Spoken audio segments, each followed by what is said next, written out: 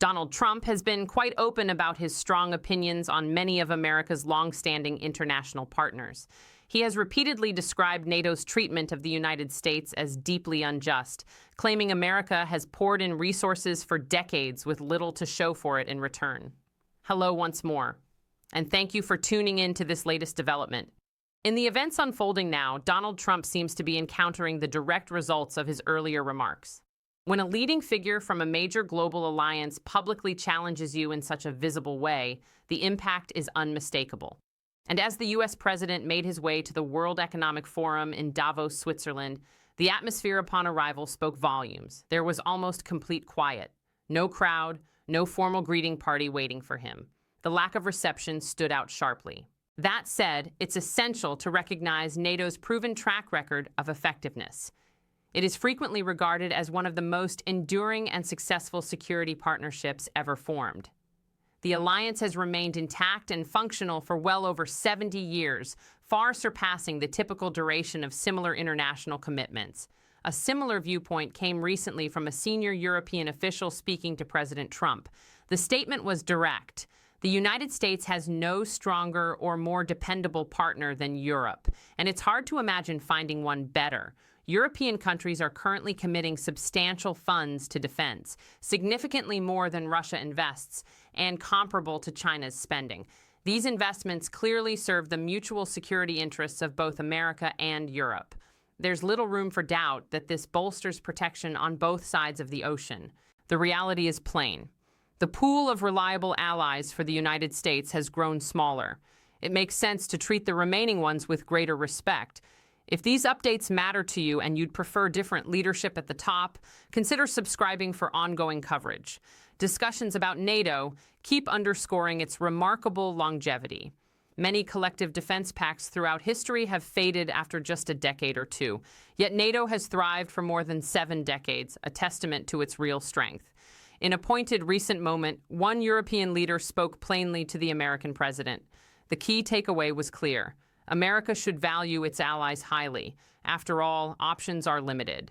This same figure pushed back against the notion that the U.S. single-handedly shields Europe from dangers, carrying the load virtually alone. That portrayal simply doesn't hold up against the facts. President Trump tends to prioritize his own outlook over other considerations.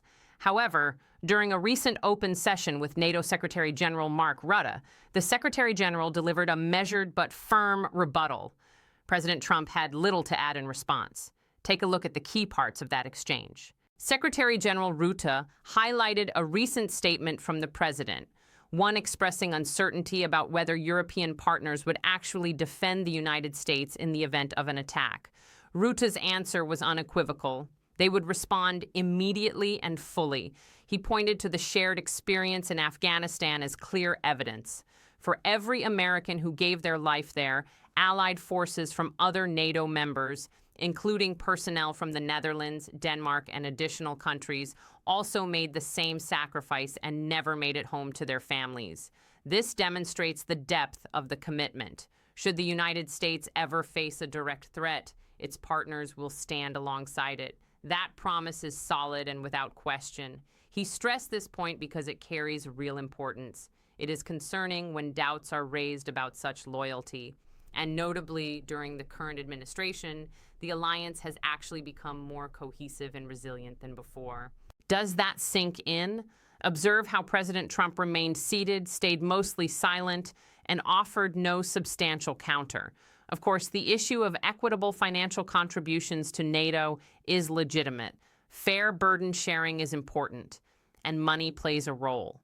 But partnerships extend well beyond financial ledgers.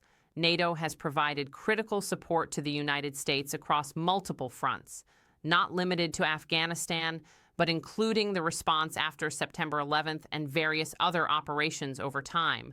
Grasping the full picture demands attention to historical context, either through study or by hearing directly from those familiar with the events.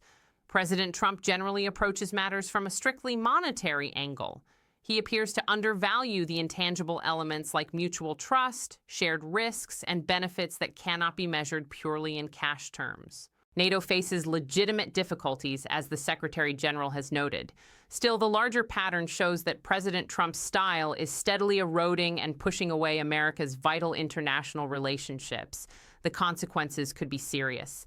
This shift stands to damage the American economy in tangible ways, likely hitting ordinary people harder than certain past trade frictions, such as those affecting farm exports not long ago.